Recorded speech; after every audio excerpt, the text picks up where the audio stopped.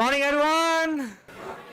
चलिए दोस्तों, हम हैं मर्जर्स एक्विजिशंस और रीस्ट्रक्चरिंग के एकदम आखिरी पड़ाव पर दोस्तों, जिसमें कि हम बात करेंगे मर्जर्स एक्विजिशंस और रीस्ट्रक्चरिंग चैप्टर की थ्योरी के बारे में।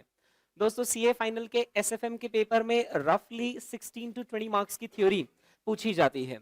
ये जो 16 टू 20 मार्क्स की थ्योरी होती है, ये पुराने यानी ओल्ड सिलेबस में बहुत अच्छे तरीके से पूछी जाती थी, लेकिन अभी न्यू सिलेबस में थ्योरी पूछने का तरीका उन्होंने कुछ ऐसा कर दिया है कि आपको जबरदस्ती थ्योरी अटेम्प्ट करनी ही पड़ेगी। दोस्तों, ओल्ड सिलेबस में थ्योरी का एक सेपरेट क्वेश्चन आता था 16 मार्क्स का, and which used to be the last question, question number 7 16 marks, और 1 से लेकर 6 तक सारे क्वेश्चंस आया करते थे प्रैक्टिकल। तो ओल्ड सिलेबस में एक स्टूडेंट अगर थ्योरी स्किप भी कर दे और प्रैक्टिकली बहुत अच्छे से कर ले तो 100 मार्क का प्रैक्टिकल अटेम्प्ट कर सकता था। लेकिन अभी न्यू सिलेबस में आईसीए हैज गॉट स्मार्ट और उन्होंने क्या किया कि A point, B point and then C point. A point, B point will be practical, the C point will be theory. तो रफली दोस्तों 4 मार्क्स का थ्योरेटिकल पोर्शन वो हर क्वेश्चन का सी पॉइंट बना देते। कंपलसरी को हम छोड़ दें, कंपलसरी क्वेश्चन जो आता है 20 मार्क्स का उसको छोड़ दें, बट उसके अलावा हर क्वेश्चन का जो आखिरी सी पॉइंट होता है वो 1 लाइनर थ्योरी क्वेश्चन पूछते हैं। मतलब वो क्वेश्चन 1 लाइनर रहता है, हमको लिखना ज़्यादा है। तो दोस्तों तो दोस्तों वो थ्योरी क्वेश्चन अब ऐसा हो गया कि हमें कंपलसरीली उसे अटेम्प्ट करना ही करना है। थ्योरी क्वेश्चन एसएफएम में खुशी की बात ये कि डायरेक्ट पूछा जाता है। मतलब जैसे ऑडिट और लॉ में तो क्या डायरेक्ट थ्योरी क्वेश्चन नहीं आते, वहां तो आपको एप्लीकेशन बेस्ड क्वेश्चन आते हैं। या मैं कॉस्टिंग की बात करूं तो वहां पर अभी डायरेक्ट की बजाय एप्लीकेशन बेस्ड क्वेश्चंस आते हैं। लेकिन एसएफएम में they ask direct theory questions, right. तो इसलिए थ्योरी हमें एक बार देखकर जानी ही चाहिए, राइट। थ्योरी यहाँ पर ऐसा आपको बहुत ज्यादा रट्टा लगाने की जरूरत नहीं है, क्योंकि 4 मार्क का क्वेश्चन रहता है, तो रफली writing 1 page would be enough sufficient, right. और इतना हम लिख सकते हैं। एसएफएम की थ्योरी है, कोई बहुत ज्यादा हाई फंडू थ्योरी नहीं होगी, बस हमें चीजों को समझना है, राइट। उसके एक दो टेक्निकल वर्ड्स हमने याद रख लिए, बाकी जनरल लैंग्वेज होती है, राइट। चलिए दोस्तों, हम शुरुआत करते हैं यहाँ पर थ्योरी की। आपके नोट्स में आ जाइए दोस्तों। आपके नोट्स में से मैं जितनी जितनी थ्योरी करवा रहा हूँ ना, वो एग्जाम के लिए रेलेवेंट है। नोट्स में भी दोस्तों 2 तरह की थ्योरी दे रखी है। एक वो है जिसको हमने मार्क किया हुआ है लेजर रीडिंग। लेजर रीडिंग यानी कि इसको पढ़ लो, ये जनरल नॉलेज के हिसाब से अच्छी है, बट ये एग्जाम ओरिएंटेड नहीं है ना। तो जो सब मैं यहाँ पर करवा रहा हूँ वो सब एग्जाम ओरिएंटेड है, उसके अलावा सब कुछ लेजर रीडिंग है, राइट। ठीक है, चलिए दोस्तों। या फिर जो मैंने आपको प्रैक्टिकल पढ़ाते पढ़ाते वक्त कुछ थ्योरी पढ़ाई थी ना, जैसे टाइप्स ऑफ मर्जर या बेनिफिट्स, है ना, जो भी सब मैं क्लास में करवा रहा हूँ they are exam oriented. Is that clear? ठीक है, चलिए दोस्तों। कई सारी जगहों पर लेजर रीडिंग आपके नोट्स में मार्क भी करा हुआ है कि that this is leisure reading. इसको आराम से बैठकर रिलैक्स होकर एक बार पढ़ लो, क्योंकि स्टडी मटेरियल में दिया हुआ है इसलिए पढ़ लो। लेकिन एज सच उस पर एग्जाम में क्वेश्चन बन नहीं पाता है। Is that clear? Right, okay. जिनसे बन पाता है वो हम यहाँ पर कवर कर रहे हैं। ओके तो दोस्तों, सबसे पहले हम यहाँ पर कवर कर रहे हैं कुछ terminologies. There are certain terminologies जिनमें हमें डिफरेंस समझना चाहिए कि यार आखिर इनमें डिफरेंस क्या है।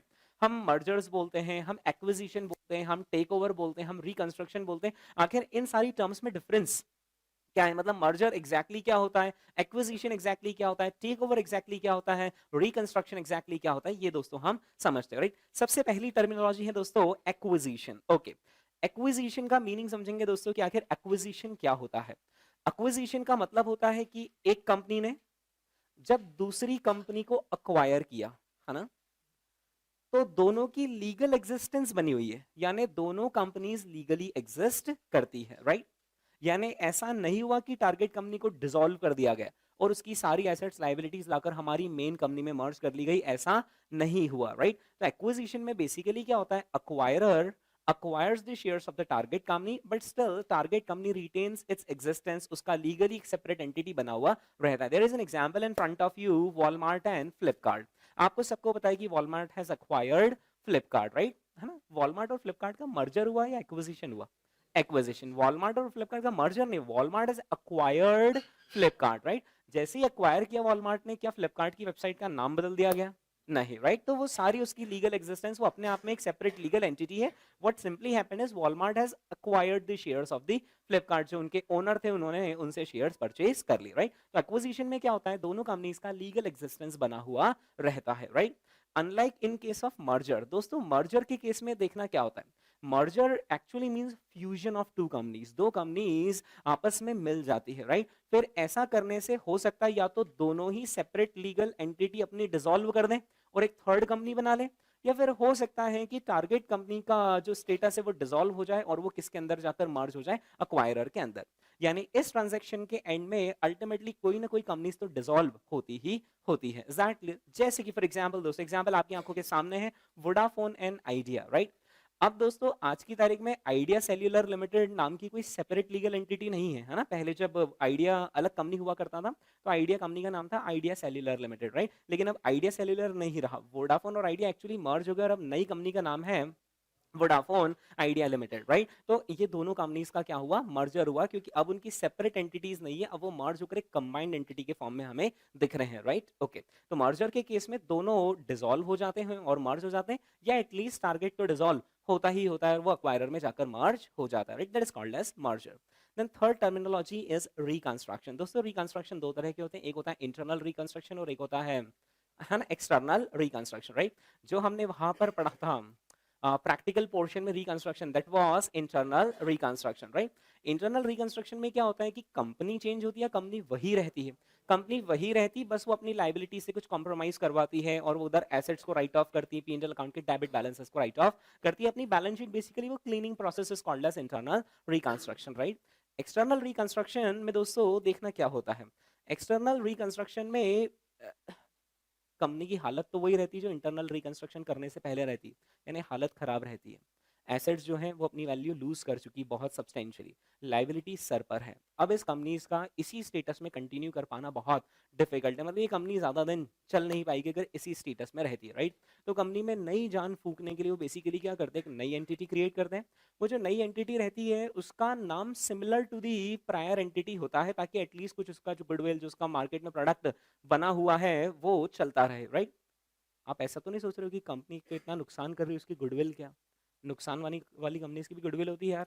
Amazon loss goodwill, Flipkart loss goodwill, Vodafone Idea loss, but still there is a goodwill, right. तो गुडविल तो होती है, राइट। जैसे पेटीएम है, Paytm is into loss but there is a goodwill, right. तो दोस्तों वो क्या करते हैं, नाम एसेंशियली सिमिलर रखते हैं ताकि उसकी गुडविल, उसका प्रोडक्ट तो मार्केट में चलता है, लोग तो प्रोडक्ट प्रेफर कर रहे हो, फाइनेंशियली भले ही लॉस कर रही, राइट। तो उसका ब्रांड नेम का एडवांटेज मिले इसके लिए एक सिमिलर एंटिटी क्रिएट की जाती है और इस एंटिटी की एसेट्स और लाइबिलिटीज को वो टेक ओवर करती है, राइट।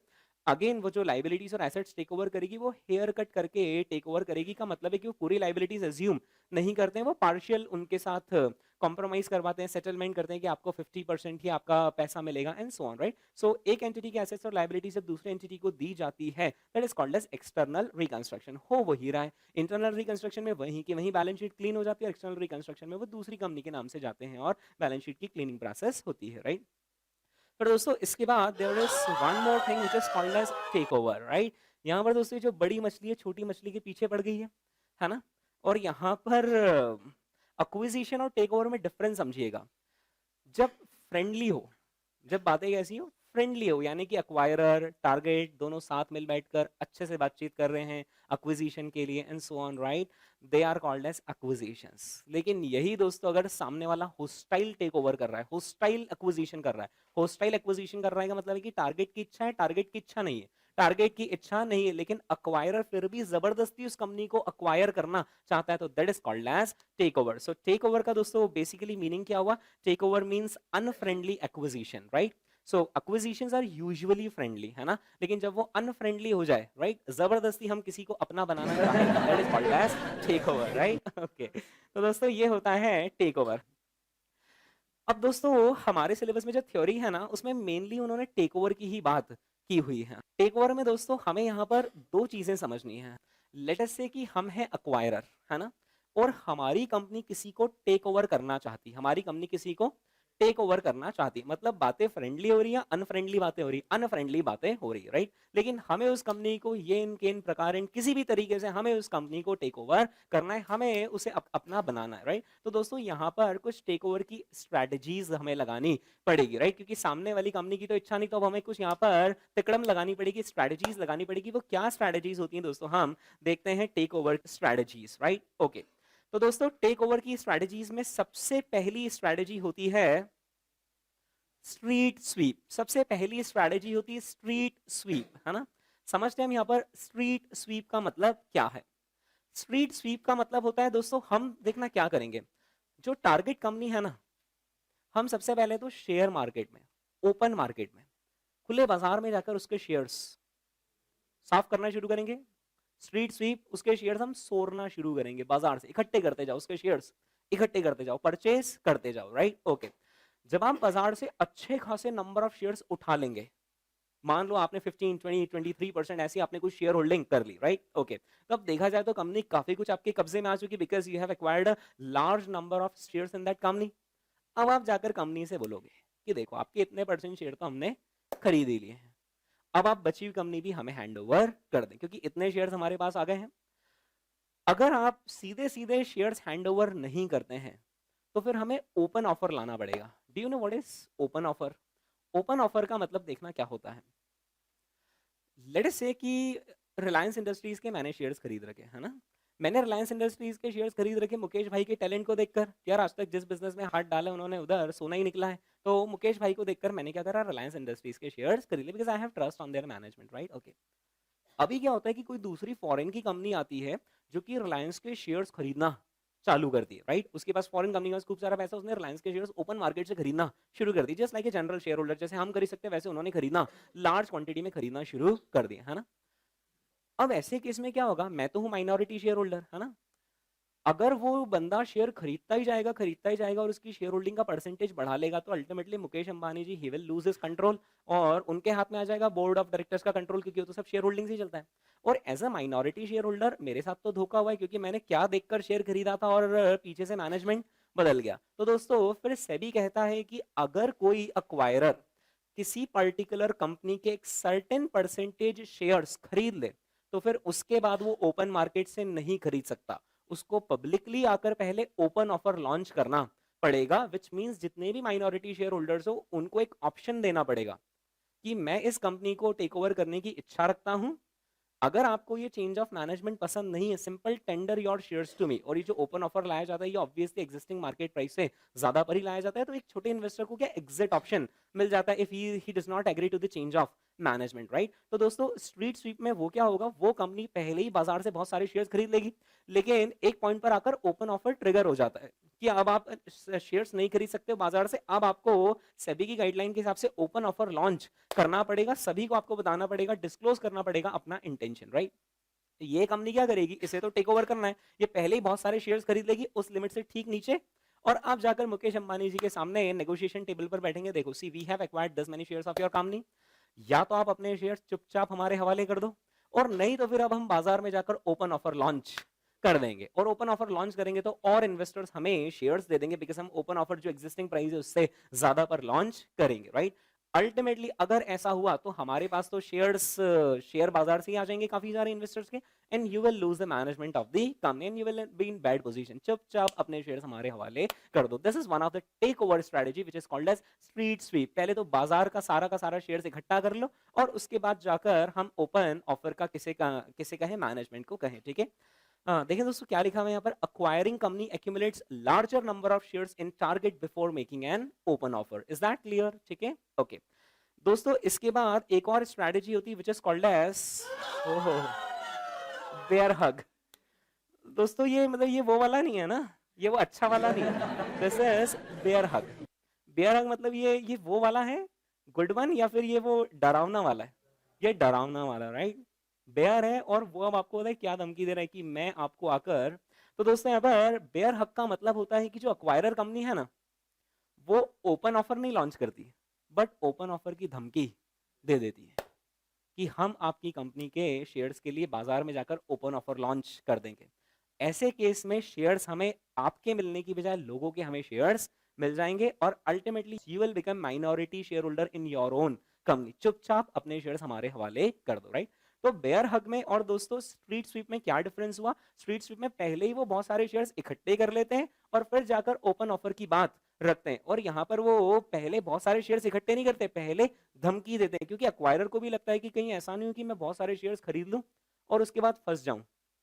मतलब ऐसा ना हो कि मुझे कंपनी मिले ना, और अल्टीमेटली जो मैंने शेयर्स खरीदे हैं वो मेरे पास ही रह जाए और मेरे हाथ में मैनेजमेंट का कंट्रोल भी ना आवे, राइट? तो सिंपल जाके धमकी देता, ऊंची आवाज में बात करता है कि सी मैं ओपन ऑफर लॉन्च कर दूंगा। That is called as bear hug, right?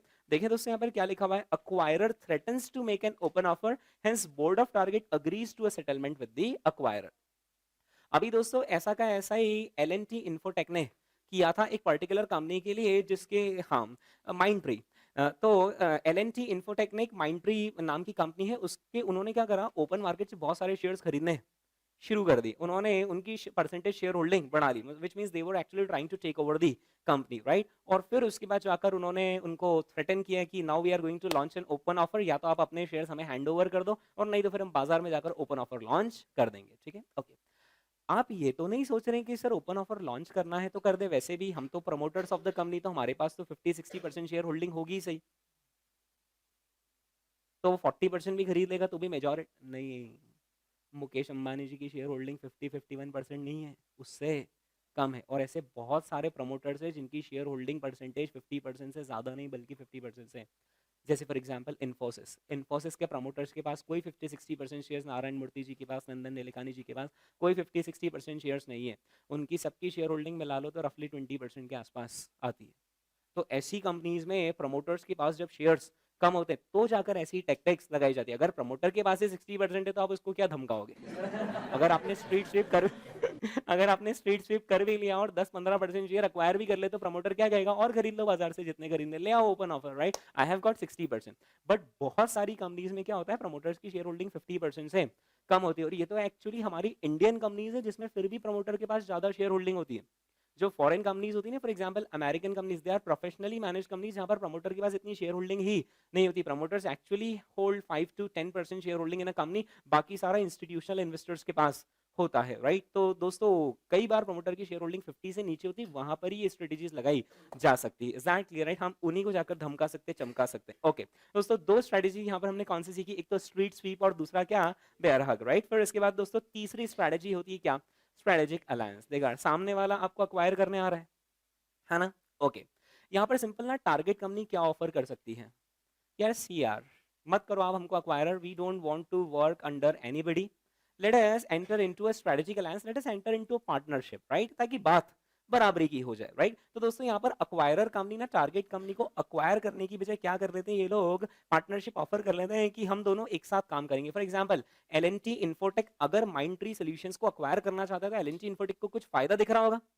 तो what L&T infotech can do in other terms is कि उन्हें अक्वायर करने की बजाय उनके साथ वो अलायंस कर ले, पार्टनरशिप कर ले कि जब भी हम बिडिंग करेंगे कॉन्ट्रैक्ट्स के लिए तो हम साथ में बिडिंग करेंगे या फिर हम वर्क की शेयरिंग करेंगे, इससे भी तो दोनों को सिनर्जेटिक बेनिफिट्स मिल जाएगा। Exactly, so that is called as strategic alliance, offering partnership rather than buy out, right. यानी अक्वायरर कंपनी क्या करेगी, उन्हें बाय करने की बजाय उनके साथ पार्टनरशिप ऑफर कर देगी कि फॉर एग्जांपल हम जॉइंट बिडिंग करेंगे, जब भी कोई प्रोजेक्ट खुलेगा तो हम जॉइंट बिडिंग करेंगे, तो it is as good as कि हम दोनों एक साथ ही काम कर रहे हैं, राइट। ऐसा करने से उनकी इंडिपेंडेंस भी रहेगी और हमारे साथ मर्जर जैसा भी रहेगा, है ना।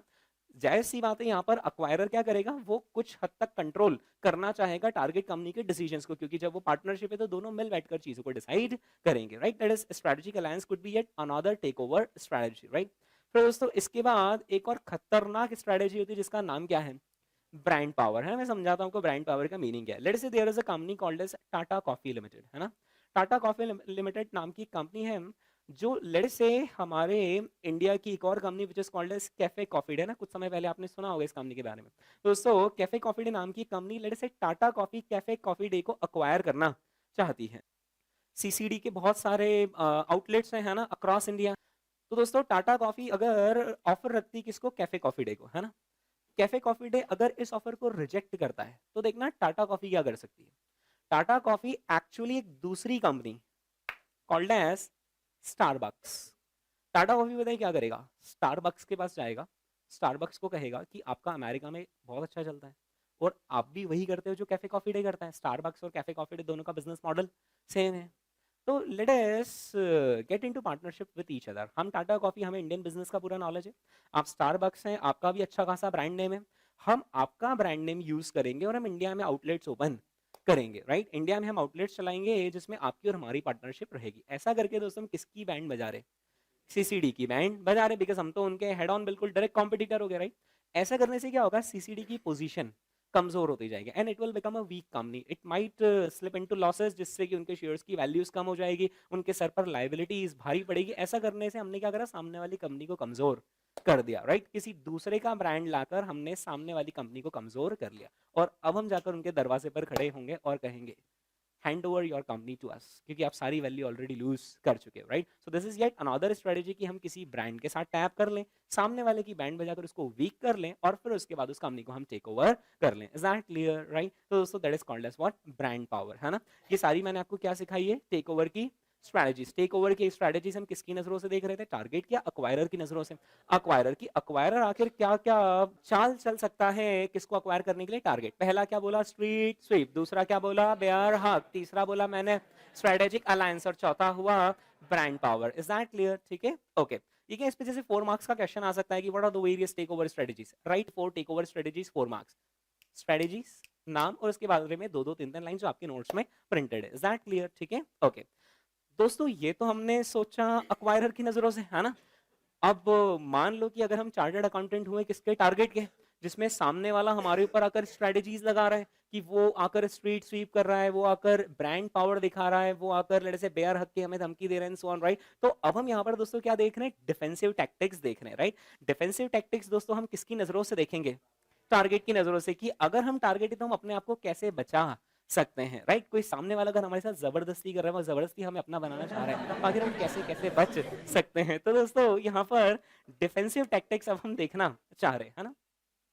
तो अब आप खुद ही बताओ कि सामने वाला जबरदस्ती दोस्तों आपको अपना बनाना चाह रहा है, कैसे कैसे बच सकते हो? तो देखना, बचने के यहाँ पर कुछ तरीके होते हैं। सबसे पहला तो तरीका ये हो सकता है कि हम एक काम करें, वो डेफिनेटली दोस्तों उसे हमें कोई बात अच्छी लगी हो, जिसकी वजह से वो हमें अपना बनाना चाह रहा है ना? So one of the techniques is to make yourself unattractive to that company, कि हम अपने आप को अनअट्रैक्टिव बना दें, किसके लिए, उसके लिए, राइट? ओके। एक तो ये कि आप अपने आप को अनअट्रैक्टिव बना दो, वो खुद ही भाग जाएगा, राइट? और फिर दोस्तों दूसरी तरह की टेक्निक होती है जिसमें हम क्या कर सकते हैं कि हम अपने खुद का कुछ नुकसान कर लें, हम अपने आप को कुछ कर लें, राइट? तो दोस्तों ऐसे तीसरे तरह की टेक्निक होती है, तीसरे तरह की टेक्निक होती है कि यार हम उसको बिठा ले सामने और उससे बात कर ले, भाई भाई भाई चाहता क्या भाई तू चाहता क्या? चौथे तरह की टेक्निक होती है कि हम उसे डिस्क्लोज कर दे कि हमारा तो, है ना? तो दोस्तों तो दोस्तों ये कुछ टेक्निक्स होती हैं जो कि target company actually take over से अपने आप को बचने के लिए लगा सकती है, राइट? अब देखना, वही सारी टेक्निक्स जो मैंने आपको दूसरे तरीके से समझाई, वही सारी टेक्निक्स दोस्तों यहाँ पर टारगेट कंपनी भी यूज कर सकती है। देखिए दोस्तों कौन कौन सी टेक्निक्स है। सबसे पहली टेक्निक होती है डिफेंसिव टैक्टिक्स, होती है कौन सी, डाइवेस्टिचर, राइट? डाइवेस्टिचर का मतलब आप समझते हैं, डाइवेस्टिचर का दोस्तों ये होता है मतलब कि आप सिंपल क्या करें, आप अपनी कंपनी का एक पर्टिकुलर हिस्सा निकालकर उसे डाइवेस्ट कर दे, उसे एक दूसरी कंपनी में फॉर्म कर दे। ऐसा करने से अक्वायरर कंपनी को जो आपकी टारगेट कंपनी का अट्रैक्टिवनेस था वो कम हो जाएगा, because you have divested one of the business into a separate entity, right? अब वो शायद आपको खरीदने की उतनी कोशिश नहीं करेगा, बिकॉज आपने अपना एक डिवीजन दूसरा बना दिया, राइट? तो अल्टीमेटली अब आपकी कंबाइंड पावर उतनी नहीं रही, तो you can divest some of the portion of your business, so your business will start looking unattractive to the acquirer, right? देखिए दोस्तों यहाँ पर क्या लिखा हुआ नीचे, spin off some division to reduce attractiveness of existing business to the acquirer. Is that clear? Okay. इसे ही दोस्तों दुनिया पता है क्या कहती है, crown jewels. Crown jewel, crown समझते हो, और क्राउन की वैल्यू क्या होती है, उसके अंदर ज्वेल्स वगैरह, राइट? दोस्तों जो क्राउन ज्वेल्स टेक्निक है, इसका मतलब है कि हम हमारे क्राउन का ज्वेल निकालकर कहीं और ले जाकर रख दें। तो ऐसा करने से जो क्राउन की वैल्यू थी वो खत्म हो जाएगी, राइट? तो जब हम डाइवेस्टिचर वाली टेक्निक अपनाते हैं, then this technique is also known as what, using the crown jewel technique. Is that clear, है ना? देखिए दोस्तों यहाँ पर क्या लिखा हुआ है, using divestiture technique is also known as selling the crown jewel, right? इस कंपनी का जो सबसे मेन डिवीजन था, जो सबसे बड़ा कैश काउ था, जो कमाकर देता था, हमने सिंपल क्या किया, उसको निकालकर एक सेपरेट कंपनी में फ्लोट कर दिया, right? For example, let us take example of Eicher Motors. Eicher Motors आप जानते हो, आइशर के ट्रक्स आते हैं एंड सो ऑन, है ना? बसेस भी आती है, और आइशर का एक और डिवीजन है which is Royal Enfield. Eicher company otherwise loss में है, मतलब उनका जो ट्रक्स डिवीजन है, पैसेंजर बस डिवीजन है, they are into losses, they do not make money on that. सिर्फ एक अकेला ही डिवीजन है जो उनको कमा कर देता है, दैट इज रॉयल एनफील्ड, क्योंकि उसकी बाइक्स वो अच्छे खासे प्रीमियम पर सेल कर देते हैं, उसकी ब्रांड नेम भी तगड़ी है, तो वहां से उनको मेन इनकम आती है। यानी आइशर कंपनी की जो अल्टीमेटली वैल्यू, उसमें सबसे बड़ा कंट्रीब्यूशन, योगदान ही किसका है, रॉयल एनफील्ड का, राइट? अगर कोई कंपनी आइशर को अक्वायर करने आती तो वो उनके ट्रक और पैसेंजर डिवीजन के लिए अक्वायर नहीं करके आएगी, रॉयल एनफील्ड को अक्वायर करने आ रही, तो what Eicher company can do is they can divest their Royal Enfield division. तो ऐसा करने से आइशर मोटर्स की जो कंपनी की अट्रैक्टिवनेस थे वो कम हो जाएगी। This is called as using the crown jewel technique. Is that clear? ठीक है, ओके। फिर दोस्तों इसके बाद एक और टेक्निक होती है जो मैंने नहीं बताया था आपको कि हम कुछ कर लेंगे, राइट? ओके। तो there is one more technique which is called as poison put. Poison put का देखना मीनिंग क्या होता है एक्चुअली। यहाँ पर अभी ये वो वाला नहीं, मतलब फिल्मी वाला नहीं है, राइट? तो यहाँ पर पॉइजन पुट का पता है मीनिंग क्या होता है? हमारी टारगेट कंपनी क्या करेगी? हमारी टारगेट कंपनी कुछ बॉन्ड्स इश्यू कर देगी। क्या करेगी? बॉन्ड्स इश्यू कर देगी, है ना? बॉन्ड्स इश्यू करके पैसा रेज कर लेगी। लेकिन बॉन्ड्स इश्यू करते वक्त वो टर्म्स एंड कंडीशंस कुछ ऐसी ही डाल देंगे कि अगर हमें कोई अक्वायर करता है तो फिर ये जो बॉन्ड्स है ये रिडीमेबल है एट 40% प्रीमियम, एट 50% प्रीमियम, और लेट्स से एट 875% प्रीमियम। उसके पीछे लॉजिक समझो यार। बॉन्ड वाले ने कंपनी को देखकर पैसा दिया है, कंपनी के मैनेजमेंट को देखकर पैसा दिया। अगर कोई हमें जबरदस्ती एक्वायर करता है तो there is a change in control of the company management, तो अभी बॉन्ड वाले की रिस्क थोड़ी ना लेगा। तो सिंपल बॉन्ड वाला कहता है कि अगर आपकी कंपनी को कोई जबरदस्ती टेक ओवर कर गया तो हम तो आपको देखकर पैसा दे रहे हैं, तो फिर हमें हमारे बॉन्ड का पैसा चाहिए, राइट? यहाँ पर कंपनी पता है क्या कर सकती है कि कंपनी बॉन्ड्स इश्यू कर दे और उन बॉन्ड्स को redeemable at a very higher price सेट कर दे, that this bonds are redeemable at a very higher price, right? और अब हम सिंपल सामने वाले को पता है क्या कहेंगे? आजा आज अक्वायर कर ले, राइट? जैसे ही वो अक्वायर करेगा तो उसको भारी पड़ जाएगा उन बॉन्ड्स को रिडीम करना, और अल्टीमेटली उसके लिए लॉस प्रपोजिशन हो जाएगा, राइट? देखिए दोस्तों यहाँ पर क्या लिखा हुआ है पॉइजन पुट में? Target company issues bonds which are encashable at higher price, this resultant cash drainage makes target unattractive. Is that clear? ठीक है, ये होता है कौन सा? Poison put, right? जिसमें हमने अपने आप का ही नुकसान किया है, राइट? लेकिन ऐसा करने से हम एटलीस्ट एक्विजिशन से बच गए, राइट? दोस्तों इसके ओ वाओ दोस्तों, there is one more technique which is called as golden parachutes. There is one more technique which is called as golden parachutes. golden parachute का मीनिंग क्या होता है वो हम समझते हैं। दोस्तों जो कंपनी का मैनेजमेंट है ना, कंपनी का जो टॉप मैनेजमेंट होता है, सीईओ होते हैं, मैनेजिंग डायरेक्टर्स होते हैं, जो भी टॉप पोजीशंस पर होते हैं, राइट? ओके, ये लोग, इनका जो कॉम्पेंसेशन होता है वो कॉम्पेंसेशन कैसे होता है? फॉर एग्जांपल मान लो इनका लेटे से 25 करोड़ का कॉम्पेंसेशन है, तो इनको 25 करोड़ कैश नहीं मिलता है, वो in the form of stock options, आपने ESOPs और ये सब सुन रखे होंगे ना, है ना? इनको शेयर्स के फॉर्म में दिया जाता है, बोनसेस के फॉर्म में दिया जाता है ना? और आपको क्या एक बात और पता है कि जब भी टॉप मैनेजमेंट कंपनी को ज्वाइन करता है तो कंपनी और टॉप मैनेजमेंट के बीच में एक्चुअली कॉन्ट्रैक्ट साइन होता है कि टॉप मैनेजमेंट का बंदा कोई ऐसे लोकल एम्प्लॉय नहीं जो कि आज आया और उसने अभी पेपर डाला और 1 महीने बाद वो निकल लिया, बिकॉज टॉप मैनेजमेंट पर सारी चीजें डिपेंड होती है। इनफैक्ट इन्वेस्टर्स और करोड़ों के इन्वेस्टमेंट, करोड़ों के प्रोजेक्ट्स एक्चुअली टॉप मैनेजमेंट पर डिपेंड करते हैं, राइट? तो क्या होता है, कंपनीज यूजुअली जो टॉप मैनेजरियल पर्सन होते हैं ना, यूजुअली क्या 100% उनके साथ कॉन्ट्रैक्ट साइन करते हैं। कॉन्ट्रैक्ट में एक्चुअली दोनों एक दूसरे के लिए बाउंड कर देते हैं, यानी कंपनी बाउंड कर देती है कि हम आपको रिटेन करेंगे और इनकेस अगर आप हमें नहीं सूट होते, आपका मैनेजमेंट सूट नहीं होता है, तो फिर हम आपको 3 मंथ्स का टाइम देंगे और आपको एग्जिट करना पड़ेगा और तब तक हम नया बंदा ढूंढेंगे। और उसी तरीके से वो जो मैनेजमेंट वाला बंदा है ना, वो भी कंपनी के लिए अपने आप को बाउंड करता है कि मैं आपके कॉम्पिटिटर को ज्वाइन नहीं करूंगा एंड सो ऑन, राइट? तो दोस्तों यहाँ पर क्या होता है कि अब अगर ये जो मैनेजमेंट का बंदा जो अपने आप को कमिट कर रहा है, ज्वाइन कर रहा है, इसका बहुत सारा compensation in the form of company shares है। अब अगर कोई तीसरा बंदा आकर इस कंपनी को अक्वायर करता है तो हो सकता है कि कंपनी के जो प्रोजेक्ट्स है वो आकर स्टॉल कर दे, या फिर वो कंपनी को अक्वायर तो कर ले पर उसका बिजनेस मतलब इसी बिजनेस, इसी कंपनी का बिजनेस इसी कंपनी में चलाने की बजाय इस कंपनी का बिजनेस अपने नाम से लेकर चला जाए। फॉर एग्जाम्पल एक सॉफ्टवेयर कंपनी ने दूसरी सॉफ्टवेयर कंपनी को अक्वायर किया।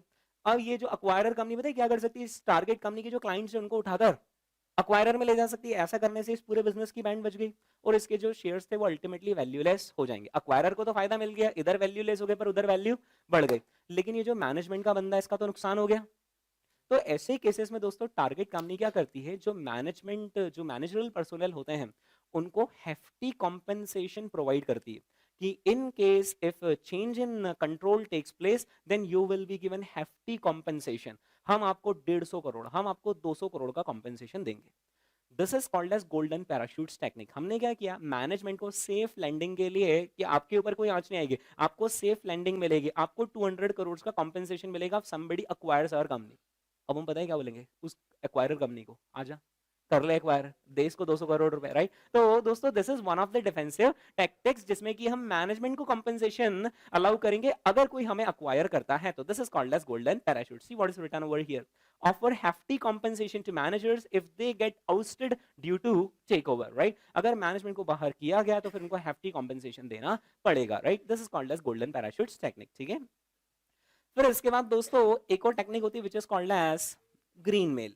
ग्रीन मेल का सिंपल सा मीनिंग होता है, देखो यार, आप हमको टेक ओवर करना चाहते हो, हमारी इच्छा नहीं है, आप अगर हमारी इच्छा के खिलाफ जाओगे तो आप जिंदगी भर खुश नहीं रह पाओगे। तो तो दोस्तों सिंपल सी बात है, हम क्या करेंगे यार, उससे बैठकर हम बातचीत कर लेंगे कि भाई क्या चाहते हो, है ना? अब वो कहेगा कि हमने तो आपके बहुत सारे ऑलरेडी शेयर्स खरीद लिए, हमने तो बहुत सारा हमारा टाइम आपको, मतलब हमने बहुत सारे आपके शेयर्स खरीद लिए, right? We have invested in your company, और अब तो हम पीछे नहीं हट सकते, अब तो हमको आपकी कंपनी एक्वायर ही करनी। हम सिंपल उनको क्या बोलेंगे, जितने भी शेयर्स आपने एक्वायर करे, कितने करे, 5 to 7% करे ना, हम वो वापस से आपसे खरीद लेते हैं, राइट? और हम आपने जितने में खरीदे उससे ऊंचा भाव हम आपको दे देते, राइट? तो आपका नुकसान नहीं होगा और हमारा भी फायदा हो जाएगा, हम भी टेक ओवर नहीं होना चाहते हैं, राइट? तो ग्रीन टेक्निक का मतलब होता है कि बेसिकली टारगेट क्या करता है कि एक्वायरर से बैठकर बातचीत कर लेता है और एक कॉमन अग्रीमेंट पर आ जाते हैं कि आप हमें टेक ओवर ना करें, और उस को टेक ओवर नहीं करने का आप क्या लेंगे? Offer incentive to acquirer. देखिए दोस्तों क्या लिखा है यहाँ पर, offer incentive to acquirer for not pursuing take over, right?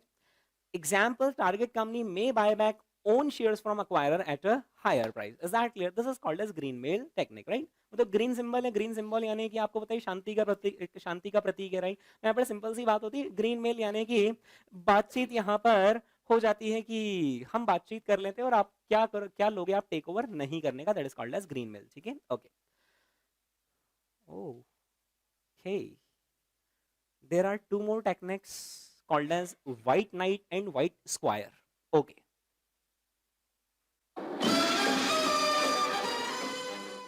ये योद्धा देख रहे हैं दोस्तों आप, ये एक्चुअली क्या सारे फॉरेन वालों ने आविष्कार कर दिए, तो उन्होंने ऐसे ऐसे नाम रख दिए, जैसे वो गोल्डन पैराशूट्स नाम रख दिया, और वो पॉइजन पिल नाम रख दिया, और वो क्राउन जूल नाम रख दिया, और ये व्हाइट नाइट व्हाइट स्क्वायर, है ना?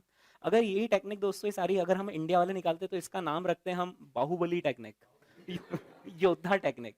दोस्तों यहाँ पर देखना क्या होगा, टारगेट कंपनी पता है क्या करेगी, अक्वायरर हमें अक्वायर करने आ रहे हैं, हम उससे अक्वायर नहीं होना चाहते बिकॉज वो हमारी कॉम्पिटिटिव कंपनी है और हम जानते हैं कि उसकी और हमारी अल्टीमेटली बनेगी नहीं, राइट? तो हम सिंपल क्या कर सकते हैं कि हम किसी एक योद्धा को अप्रोच करें, बाहुबली को अप्रोच करें, राइट? हम किसी हमारी फ्रेंडली कंपनी को अप्रोच करें और उसे कहें कि बजाय कि वो हमें अक्वायर कर लें, आप हमें अक्वायर कर लो। Is that clear? तो that is called as white knight. White knight यानी कि हमें कोई बचा ले, हमें कोई बचा ले, तो वो कैसे बचा ले, बजाय कि कोई दूसरा हमारी कंपनी के शेयर्स खरीदे, why don't you buy our company shares, right? आप हमारी कंपनी के शेयर्स खरीद लीजिए, आप हमारे सर पे हाथ रख दीजिए, अल्टीमेटली हम उधर टेक ओवर से बच जाएंगे, है ना? अब आप ये सोचेंगे कि सर फिर हमारी कंपनी टेक ओवर तो हो ही गई अल्टीमेटली, उससे नहीं, बट दिस कंपनी जिसके पास हम गए, he is our friendly company, right? हमें पता है कि वो हमारे मैनेजमेंट में बीच बीच में नहीं करेंगे, हमारे उनके संबंध काफी अच्छे हैं, लेकिन हमें पता है कि अगर ये पहली वाली कंपनी हमें टेक ओवर करेगी, ये हमारा पूरा मैनेजमेंट डिस्टर्ब कर देगी, जो हमारा सारा कंट्रोल है वो छीन लेगी, जो स्ट्रेटेजी हम परस्यू करना चाहते हैं वो हमें अलाउ नहीं करेगी। लेकिन ये जो दूसरी कंपनी है, ये फ्रेंडली कंपनी, हम जानते हैं कि अगर हमें एक्वायर कर लेगी तो एटलीस्ट मैनेजमेंट का कंट्रोल हमारे पास रहेगा, शेयर्स भले ही उसके पास चल जाए, लेकिन day to day business company के ऑपरेशंस डिसीजन मेकिंग हमारे पास रहेगी। यूजुअली व्हाइट नाइट टेक्निक तक तब जाना पड़ेगा जब बाकी सारी टेक्निक्स फेल हो गई और अब ये दिख रहा है कि टेक ओवर तो होकर रहेगा, तो हमारे पास आखिरी रास्ता क्या है कि बजाय कि वो जो हमारे साथ जबरदस्ती कर रहा है उसके बजाय हम हमारी फ्रेंड कंपनी के पास चले जाएं, राइट दोस्तों? This is called as white knight technique, है ना? इसके बाद दोस्तों ये देखो ना क्या लिखा है व्हाइट नाइट में, get acquired by a friendly company to retain control over management of the target company. Is that clear? Because take over कैसे होते हैं, hostile। टेक ओवर अगर होस्टाइल हो रहा है सामने वाला, और जैसे ही शेयर होल्डिंग हमारी एक्वायर करेगा, हमारा सारा मैनेजमेंट रिप्लेस कर देगा, उसके बंदे लाकर कंपनी के अंदर बिठा देगा, राइट? तो अपनी कंपनी को अपना ही रखने के लिए हम क्या करेंगे, व्हाइट नाइट टेक्निक यूज कर लेंगे, मतलब किसी फ्रेंडली कंपनी को कहेंगे कि क्यों ना आप हमें खरीद ले। Is that clear? ठीक है, ओके, देखे होंगे ना आपने पिक्चरों में ऐसा।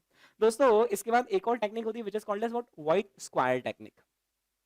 व्हाइट स्क्वायर टेक्निक भी देखा जाए तो उसके जैसी लग रही है, व्हाइट नाइट के जैसी, यहाँ पर भी एक योद्धा है ना? ओके, बस यहाँ पर देखना एक छोटा सा डिफरेंस होता है व्हाइट नाइट में और व्हाइट स्क्वायर में। व्हाइट नाइट में हम क्या करते हैं, फ्रेंडली कंपनी के पास जाते हैं, राइट? ओके, और व्हाइट स्क्वायर में हम एक थर्ड कंपनी के पास जाते हैं जिसको हम में इंटरेस्ट ही नहीं है, और हम उसे कहते हैं कि why don't you buy our company. जिसको हम में इंटरेस्ट ही नहीं है, हम उसको कहते हैं कि आप हमारे शेयर्स खरीद लो, और आप इसको एज एन इन्वेस्टमेंट समझो। आपके पास वैसे ही काफी सारा कैश रखा हुआ है, आपके पास तो इतनी सारी फंडिंग है। Why don't you buy our company instead of this guy buying our company, why don't you buy our company. आप हमारी कंपनी में इन्वेस्टमेंट कर दीजिए, आपके पास शेयर्स आ जाएंगे, हम कंपनी को रन करते रहेंगे और आपको उधर रिटर्न मिलता रहेगा।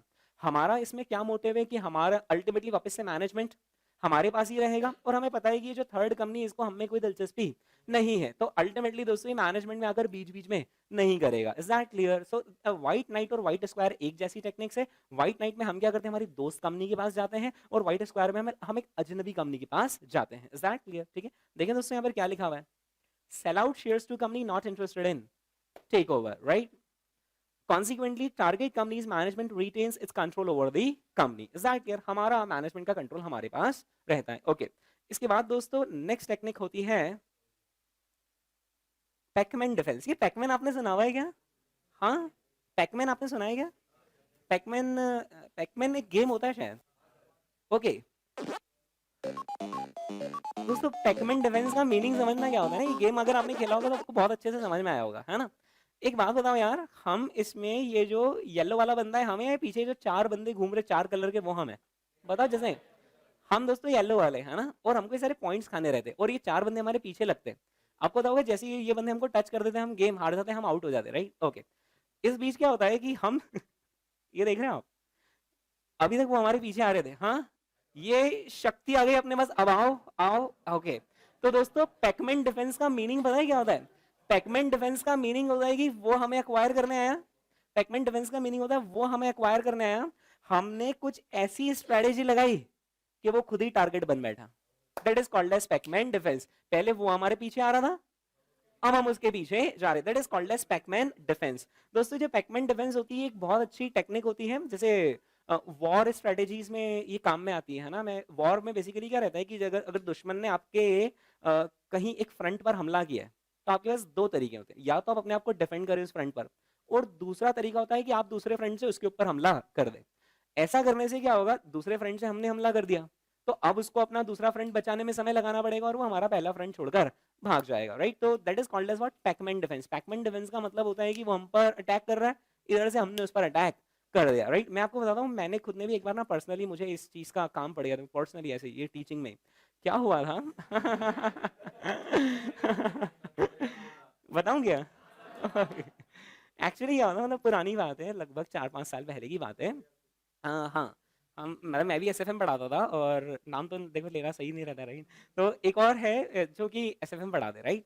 उन्होंने क्या किया, उन्होंने ना एक एडवर्टीजमेंट निकाला हमारे खिलाफ, और उन्होंने उसमें लिखा कि मतलब उस वक्त हमारा, उस वक्त क्या अभी भी सही है तो हमारा उस वक्त कैसा ग्रोइंग थे हम, मतलब अपकमिंग थे, है ना? तो उस वक्त उनको ऐसा लगा कि यार ये तो अपकमिंग है, तो ultimately threat to us, right, है ना?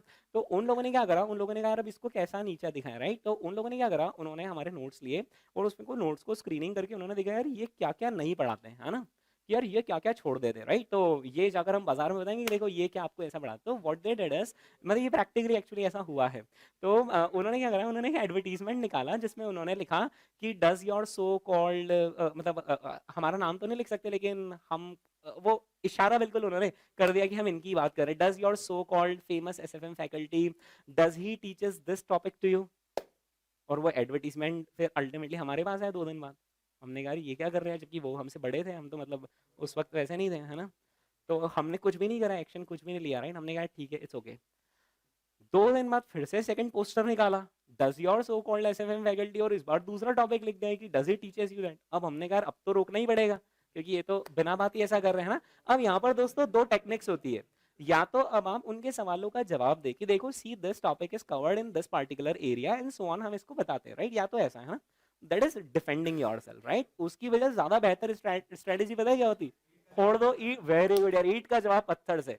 सिंपल। हमने क्या किया, हमने कहा हम तो यार इतने सारे लेक्चर पढ़ाते तो हम तो ज्यादा ही कवर करते हैं, तुम्हारे लाओ, तुम्हारे कम लेक्चर लाओ, बताओ क्या क्या, तभी देखते तुम्हारे नोट्स। और मैंने उसकी 15 चीजें पॉइंट आउट करी जो हम पढ़ाते हैं, दे do not cover.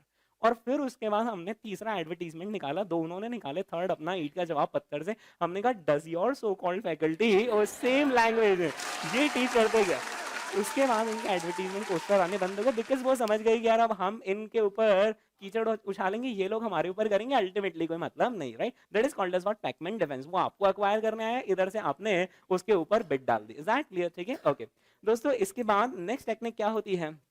Poison pill, है ना? ओके, पॉइजन पिल ये मैंने आज तक कभी बताया नहीं था क्लास में दोस्तों ये इसके बाद नेक्स्ट टेक्निक क्या होती है? पॉइजन पिल, है ना? पॉइजन पिल का मीनिंग क्या होता है वो आप समझे, है ना? जब हम पैकमैन डिफेंस लगाते हैं ना, तो पैकमैन डिफेंस लगाते तो सामने वाला हमें एक्वायर करने आया, इधर हमने उसको एक्वायर करने के बाद डाल दी, यानी उसने हमारे शेयर खरीदे, इधर हमने उसके शेयर खरीद लिए। Is that clear? ओके, अब क्या होगा? अब डिफेंड किसको करना पड़ेगा? हमें डिफेंड करना है, उसको अपने आप को डिफेंड करना है।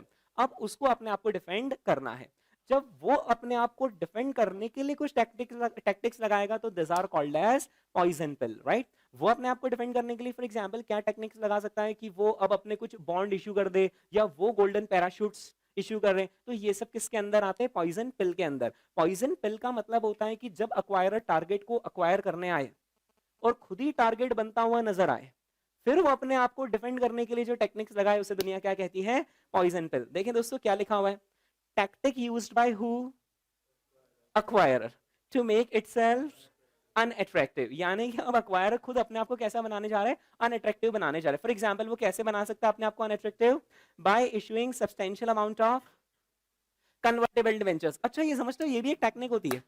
आप क्या करो? आप convertible debentures इश्यू कर दो, नहीं इक्विटी मत इश्यू करो, आप convertible debentures इश्यू कर दो, और फिर ऐसे केस में जो डिबेंचर होल्डर्स है उन्होंने आपको देखकर कंपनी को लोन दिया है ना?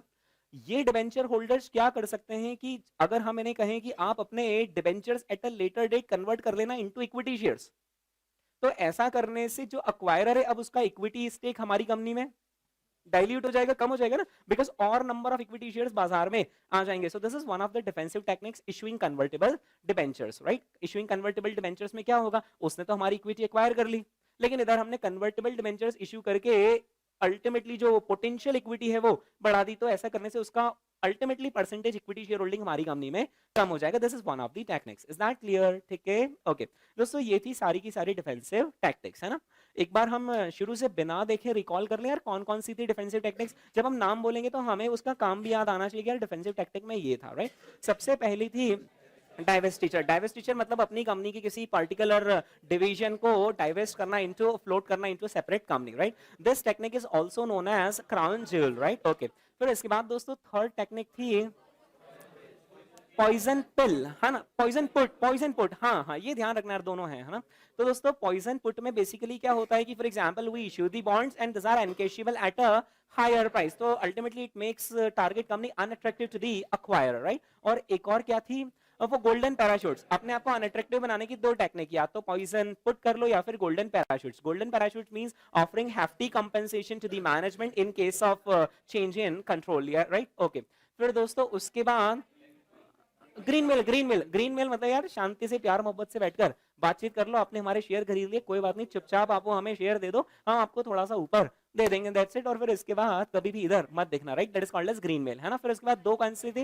व्हाइट नाइट और white square, right? White knight का मतलब होता है अपने आप को किसी get acquired by a friendly company, तो अल्टीमेटली जो क्योंकि वो फ्रेंडली कंपनी तो वो हमारे मैनेजमेंट में कुछ भी नहीं करेंगे, राइट? और हमारी कंपनी चलती रहेगी, राइट? ओके, फिर इसके बाद है व्हाइट स्क्वायर, यानी कि get acquired by company which is not interested in the take over. Is that clear? Okay, फिर दोस्तों इसके बाद था पैकमैन डिफेंस, राइट? तो पैकमैन डिफेंस में हमने देखा था कि जब ये एक्वायर हमको एक्वायर करने और खुद ही टारगेट बन जाए, that is called as Pacman defence, right? फिर दोस्तों इसके बाद होता है पॉइजन पिल, है ना? पॉइजन पिल का मतलब होता है the tactics which are used by the acquirer to defend itself from becoming a target company are called as poison pill, right? Is that clear? चलिए दोस्तों इसके बाद हम आते हैं हमारे नेक्स्ट टर्मिनोलॉजी पर which is reverse merger. Merger लिखा है या रिवर्स मर्जर?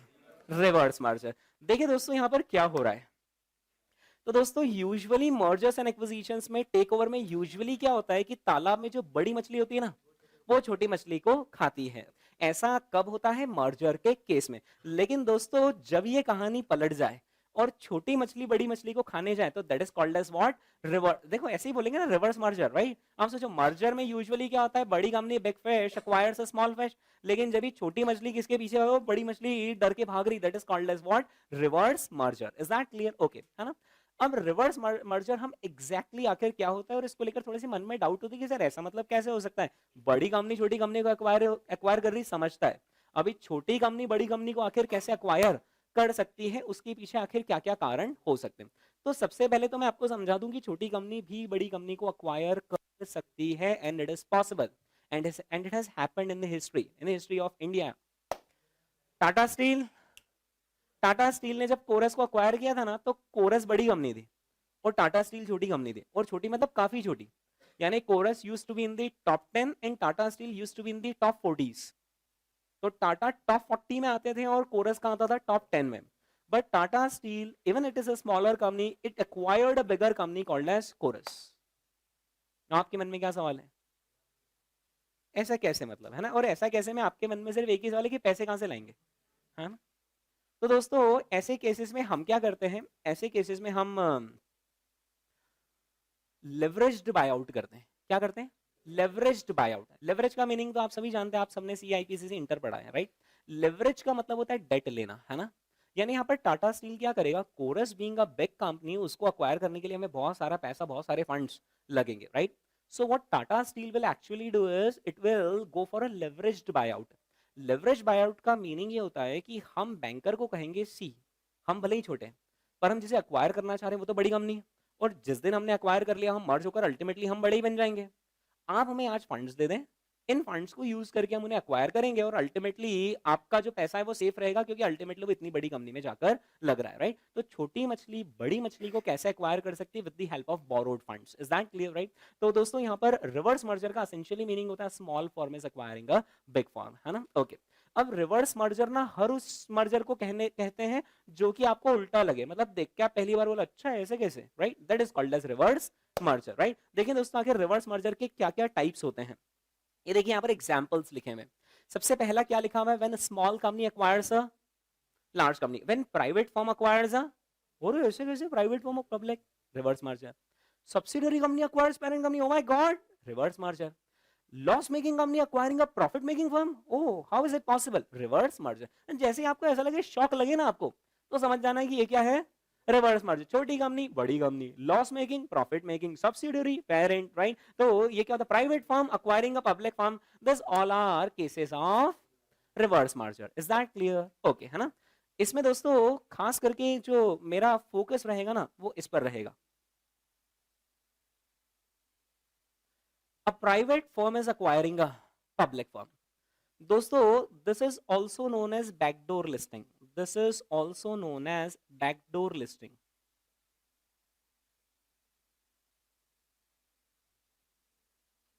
इसे पता है हम क्या कहते हैं, बैकडोर लिस्टिंग, है ना। पूरी कहानी समझाता हूं मैं आपको, प्राइवेट फर्म अक्वायर से पब्लिक फर्म के पीछे एक्चुअली क्या रैशनल होता है ना। दोस्तों आपको पता होगा कि चाइना की बहुत सारी कंपनीज हैं जो कि बिजनेस यूएसए में करती है, मतलब China is a big exporter, right, और चाइना जो एक्सपोर्ट करता है वो बहुत बड़ा एक्सपोर्ट वो यूएसए में जाकर करते हैं, राइट। अब आपको ये पता होगा कि यूएसए का जो मार्केट मतलब पूरा का पूरा America, it is flooded with funds, खूब सारा पैसा है वहां पर, खूब सारा पैसा मतलब खूब सारा पैसा है, राइट। जैसे कि ऐसा कहते हैं कि इंडियन मार्केट में उतनी लिक्विडिटी नहीं है जितनी ज्यादा लिक्विडिटी अमेरिकन मार्केट्स में, है ना। सर लिक्विडिटी से क्या फर्क पड़ता है, लिक्विडिटी से ही तो आपके वैल्यूएशंस डिफाइन होते हैं। मान लो मार्केट में लिक्विडिटी नहीं है, मतलब पैसा ही नहीं, तो आपको उतने वैल्यूएशंस ही नहीं मिलेंगे, मतलब आपकी कंपनी की उतनी वैल्यू ही नहीं होगी। और यही जिस मार्केट में लिक्विडिटी ज्यादा है तो वहां पर आपको वैल्यूएशंस भी ज्यादा मिलेंगे, है ना। ओके तो दोस्तों क्या हो रहा है कि चाइनीज कंपनीज जो कि बहुत सारी अमेरिका में जाकर बिजनेस करती है ना, तो वो लोग चाइनीज कंपनीज अपने आप को लिस्ट करवाना चाहती है कहां पर, अमेरिकन मार्केट्स में, है ना। अब चाइनीज कंपनी को अपने आप को अगर अमेरिकन मार्केट्स में लिस्ट करवाना है तो America has got one of the strictest rules in terms of listing, कि जो उनकी लिस्टिंग की टर्म्स एंड कंडीशंस होती है वो काफी ज्यादा स्ट्रिक्ट होती है। तो ऐसे केस में चाइनीज कंपनी को पता है कि अगर हमें हमारा आईपीओ लेकर आना है अमेरिकन मार्केट में, it will take anywhere between 2 to 3 years, क्योंकि उसकी हमें पूरी तैयारी करनी पड़ेगी, इतनी सारी स्क्रीनिंग प्रोसेस से हमें गुजरना पड़ेगा। आपको पता है ना आईपीओ ऐसा नहीं होता है कि आज सोचा और कल आ गया। आईपीओ अगर आपने आज सोचा है तो it might take anywhere between 2 to 4 years to come up with an IPO. जैसे आपने एनएसई नेशनल स्टॉक एक्सचेंज सुना होगा ना, नेशनल स्टॉक एक्सचेंज में आज जिस तारीख पर हूँ 2020 में, उससे 3 साल पहले से वो सोच रहे हैं कि हम आईपीओ लेकर आएंगे, लेकिन आज तक अभी तक एनएसई का आईपीओ नहीं है, क्योंकि उसमें बहुत सारी टर्म्स एंड कंडीशंस होती है और आपको अपने आपकी वो सारी चीजें जो भी उनकी लिस्टिंग रिक्वायरमेंट्स होती है उन सबको आपको मीट करना पड़ता है, एंड उसको मीट करने में बहुत ज्यादा समय लग जाता है, राइट। So IPO takes anywhere between 2 to 4 years, राइट। और जो कि बहुत बड़ा समय होता है, 2 से 4 साल अगर आपने निकाल लिया आईपीओ ही लाने में, राइट, तो हो सकता है कोई कॉम्पिटिटर एडवांटेज ले जाए, राइट। तो वो चाइनीज कंपनी क्या कर रही है आज की तारीख में, बैकडोर लिस्टिंग का कॉन्सेप्ट यूज कर रही है। ये प्राइवेट चाइनीज फर्म पता है क्या करेगी, एक publicly listed already listed American firm को अक्वायर कर लेगी और ऑटोमेटिकली ये इनडायरेक्टली लिस्ट हो जाएगी कहां पर, अमेरिका में। और इस तरीके से उसको जितनी सारी वो लिस्टिंग की जो रिक्वायरमेंट्स थी, स्ट्रिक्ट रिक्वायरमेंट्स, उनसे गुजरना नहीं पड़ेगा, right. So this is one of the motive behind a private firm acquiring a public firm, है ना। इसका पूरा गेम समझो क्या होता है, राइट। लेट अस से मेरी एक प्राइवेट फर्म है और मैं बहुत स्ट्रॉन्ग पब्लिक फर्म ढूंढूंगा या वीक पब्लिक फर्म ढूंढूंगा, वीक, क्योंकि स्ट्रॉन्ग फर्म है तो उसको मैं क्या एक्वायर करूंगा, राइट।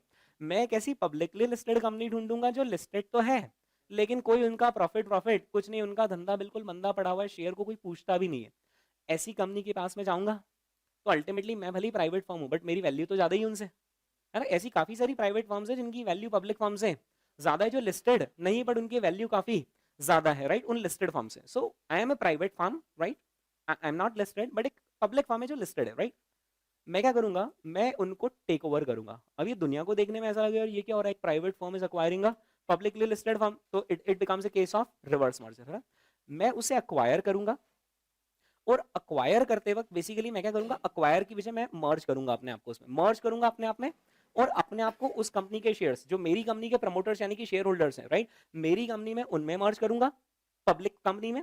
और उस पब्लिक कंपनी के शेयर मैं किसको इशू कर दूंगा, मेरी जो प्राइवेट कंपनी के प्रमोटर्स थे और शेयर होल्डर्स थे उनको इशू कर दूंगा, राइट, ओके।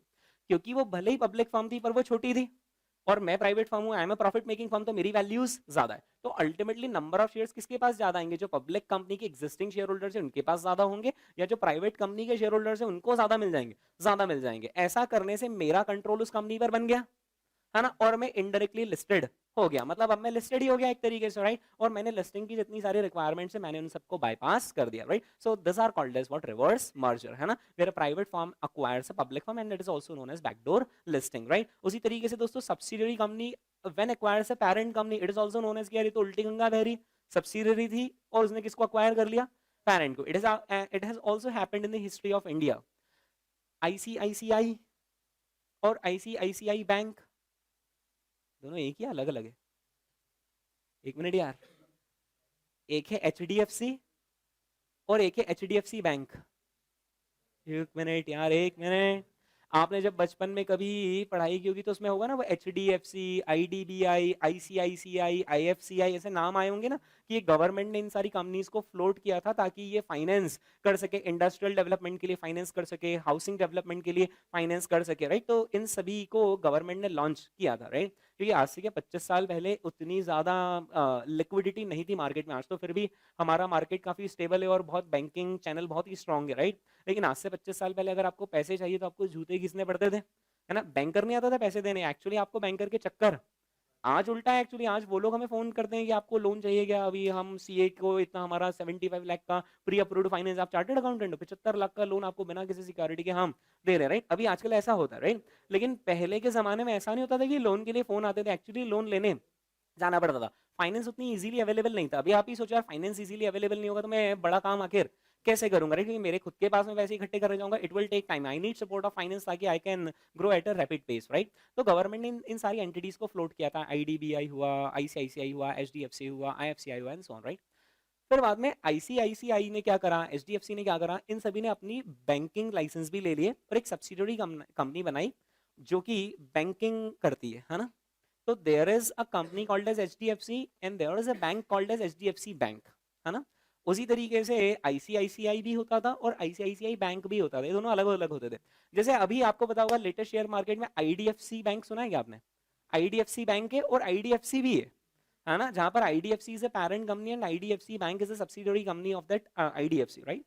लेकिन क्या हुआ कि आईसीआईसीआई बैंक ने बहुत तेजी से ग्रो किया, एचडीएफसी बैंक ने बहुत तेजी से ग्रो किया, उसी तरीके से अभी आईडीएफसी बैंक भी बहुत तेजी से ग्रो करेगा।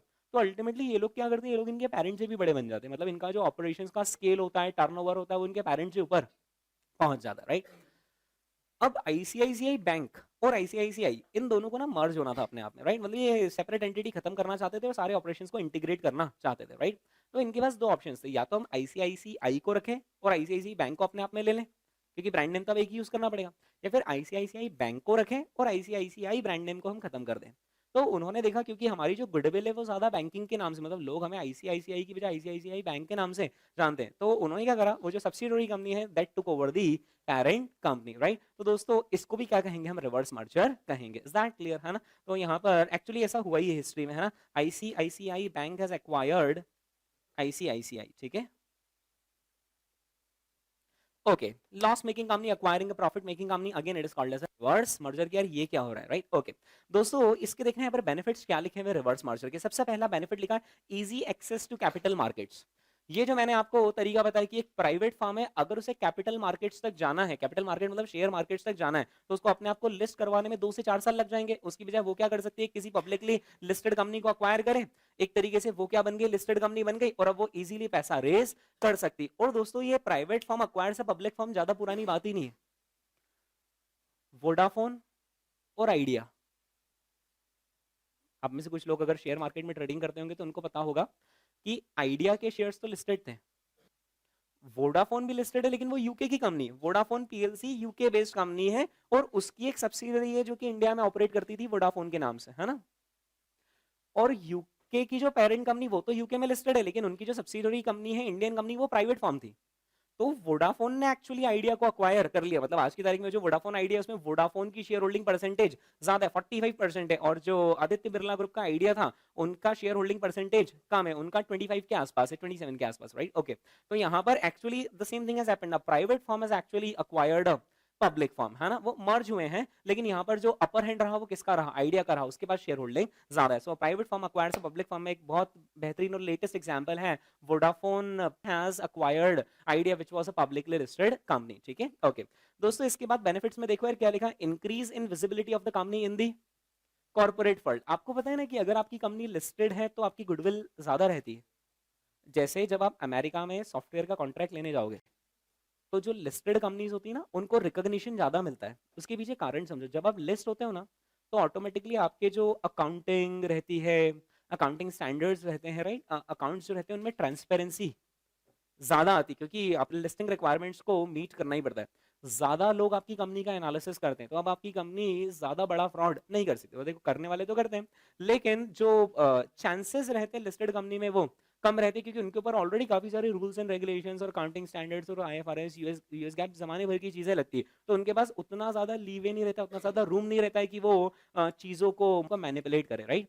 तो इसलिए जो पब्लिकली लिस्टेड फर्म्स होती है ना उनको काम देने में क्लाइंट्स भी ज्यादा प्रेफर करते हैं, राइट? एक अमेरिकन क्लाइंट होगा तो उसका ट्रस्ट आप पे कैसे बनेगा, if you are a listed company he will trust you more, right? तो increase in visibility of the company in the corporate world. फिर उसके बाद दोस्तों tax benefits on carry forward of losses of the acquired firm. ये पता है कब होगा टैक्स बेनिफिट, जब यहाँ पर प्रॉफिट मेकिंग कंपनी और लॉस मेकिंग कंपनी एक दूसरे को मर्ज कर लेगी। जैसे एक लॉस मेकिंग कंपनी हूं यार, मैं मेरे लॉसेस ही लॉसेस हो रहे हैं, लॉसेस पर टैक्स बेनिफिट मिलता है, और वो तो तब मिलता है जब प्रॉफिट हो, नहीं तो कैरी फॉरवर्ड करते रहो बस, राइट? यार इतने भयंकर लॉसेस हो गए मुझे, पर मेरे तो प्रॉफिट दिख ही नहीं रहे मुझे, अब मैं कैसे उन लॉसेस को यूटिलाइज करूंगा? What I can simply do is I can acquire a profit making company, ताकि उस प्रॉफिट मेकिंग कंपनी के प्रॉफिट्स के अगेंस्ट में मैं मेरे लॉसेस सेट ऑफ कर सकूं, टैक्स बेनिफिट्स रियलाइज कर सकूं, राइट? और फिर ये उसके बाद backdoor listing is a cheaper and easier route to become a public company. तो मैं आपको काफी देर से समझा रहा हूं। ओके, इसके बाद दोस्तों एक और आखिरी थ्योरेटिकल टॉपिक है जो कि हमें कवर करना है, व्हिच इज रिलेटेड टू डाइवेस्टिचर, है ना? ये तो पहले सुना हुआ है ना टर्म? हाँ, डिफेंसिव टैक्टिक्स में हमने देखा था one of the technique is divestiture, right? Divestiture का दोस्तों देखिए यहाँ पर मीनिंग क्या होता है।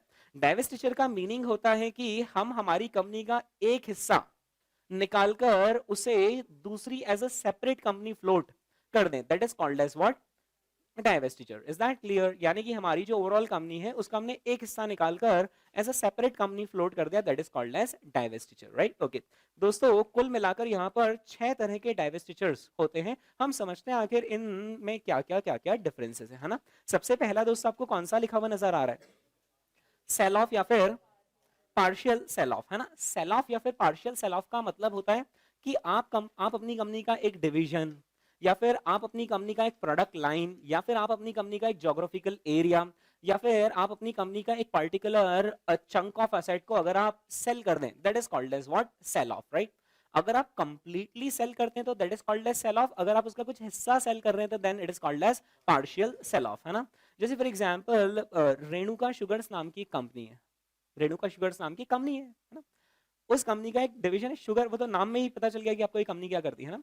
तो रेणुका शुगर्स नाम की कंपनी, उनके ना ब्राजील में भी ऑपरेशन है। आपको पता होगा कि शुगर प्रोडक्शन में ब्राजील और India, this are top 2 countries, है ना। Okay, all over the world Brazil और इंडिया में सबसे ज्यादा शुगर का प्रोडक्शन होता है। ओके, तो दोस्तों रेणुका शुगर्स की एक सब्सिडियरी जो कहां पर है, ब्राजील में, है ना। अब क्या हुआ कि इनको ब्राजील में बहुत ज्यादा लॉसेस होने लग गए, right. What Renuka sugars will simply do is they would like to divest their Brazilian division, कि अब हम इतना सारा लॉस बेयर नहीं कर सकते, हम हमारे ब्राजीलियन डिवीजन को सेल ऑफ कर रहे हैं, राइट। तो that is called as sell off. Sell off मतलब अपनी एक फैक्ट्री, एसेट या ज्योग्राफी या फिर प्रोडक्ट लाइन को सेल ऑफ कर देना कि now we are no more interested in this thing, we want to simply sell off this particular thing, right. क्या कारण होंगे दोस्तों डाइवेस्चर करने के या सेल ऑफ करने के? तो one of the reason could be कि यार वो हमारा कोर एरिया नहीं है, मतलब हमने शुरू तो कर दिया डिवीजन, लेकिन इस डिवीजन में अब हमें उतना मजा नहीं आ रहा है, इस डिवीजन को हम क्लोज डाउन ही करना चाहते। देखो यार, मैं कंपनी हूं, मुझे सबसे आगे रहना है, तो मुझे चीजें तो स्टार्ट करनी पड़ेगी। कभी भी एंटरप्रेनर जो रहते हैं उनकी क्वालिटी रहती है, वो चीज स्टार्ट करने से पहले बहुत ज्यादा नहीं सोचते, तो हैं लेकिन बहुत ज्यादा नहीं सोचते। वो क्या करते हैं, वो अदर वे राउंड स्ट्रेटेजी अपनाते हैं कि यार let start, let us put some money, let us start and then will see what happens. अगर चल निकला तो 1 के 100 हो जाएंगे, नहीं चल निकला तो फिर हम इसको क्लोज डाउन कर देंगे, हम इसको डाइवेस्ट कर देंगे, राइट। तो वो लोग क्या नई नई चीजें ट्राई करते रहते हैं, राइट। और फिर उसमें से एक भी चीज चल निकली तो वो सीधे 1 का 100 हो जाता है, राइट। और जो चीजें नहीं निकली, एक काम करो, उनको सेल ऑफ करो और ये डिवीजन खत्म करो। Is that clear? ओके, तो दोस्तों सेल ऑफ का मतलब होता है वन ऑफ द डिविजन को सेल करना, है ना। ओके, इसके बाद नेक्स्ट टर्म दोस्तों क्या है, स्पिन ऑफ।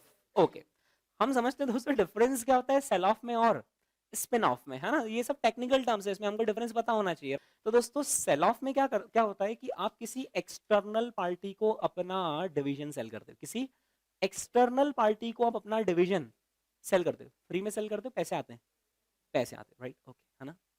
लेकिन स्पिन ऑफ में आप अपने डिवीजन को as a separate entity float तो करते हो, बट किसी को सेल नहीं करते हो।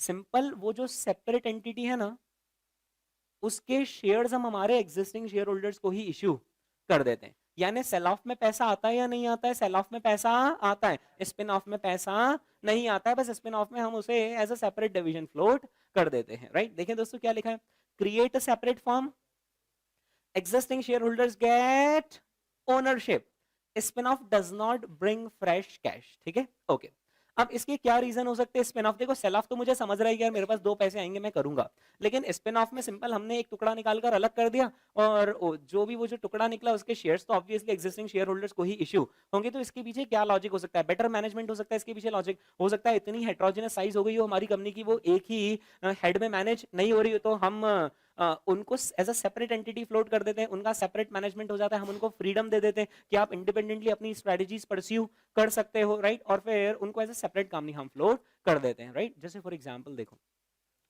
वोडाफोन आइडिया भी एक सेपरेट फर्म है ना। उनके प्रमोटर्स में एक तो वोडाफोन है यूके की कंपनी, और दूसरे हैं आदित्य बिरला, है ना।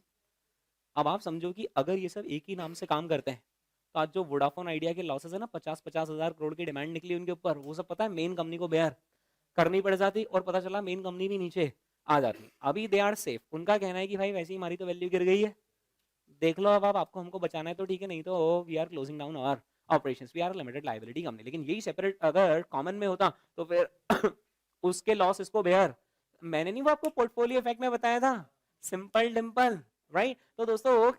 तो दोस्तों उसमें क्या होगा कि वो जो लॉसेस अगर हो गए आपको, तो आप इस केस में सेफ रहोगे, बिकॉज वो एक सेपरेट लीगल एंटिटी है और इन दोनों का आपस में कोई कनेक्शन नहीं है, ठीक है। ओके, तो इसलिए हम स्पिन ऑफ करना चाहते हैं बेटर मैनेजमेंट की वजह से, सो ऑन, राइट।